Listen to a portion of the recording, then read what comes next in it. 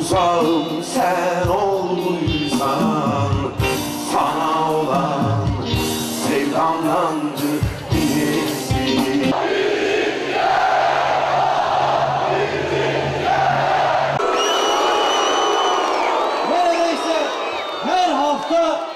Neredeyse her hafta parlamentoda cezaevleri sorunlarını, cezaevlerindeki işkenceleri dile getirdik.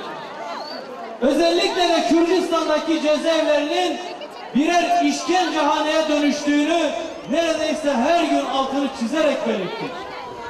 Bu tutuklamalar, bu siyasi soykırım operasyonları nedeniyle 3 kişilik odalarda 15 kişi, 10 kişilik odalarda 40 kişi kalıyor dedik. Nefes alacak yer yok dedik. İnsanlar orada kapı önlerinde, koridorlarda, lavabo, tuvalet önlerinde yatıyorlar. Bu yaptığınız zulümdür. Bu yaptığınız ahlaksızlıktır dedik. Defalarca uyardık ama dinletemedik.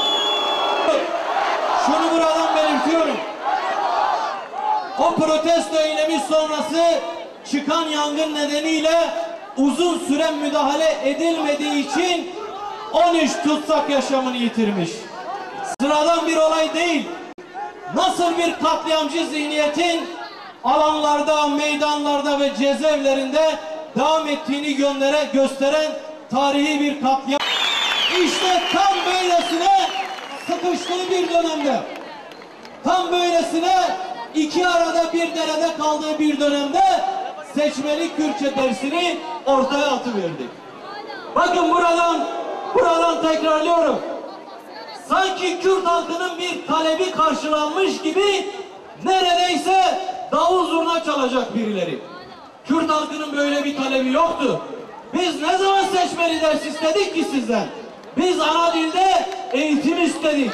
Kürt halkı ana dilinde eğitim yapsın dedik. Ana sınıfından üniversiteye kadar eğitim yapsın dedik. Bu nedenle BDP'nin herhangi bir talebi karşılanmış değil. Seçmeli dil dersi bu halkın derdine derman olmaz. Ama sen çok istiyorsan sürçmeli dil dersi al. İkide bir dilin sürçmesin.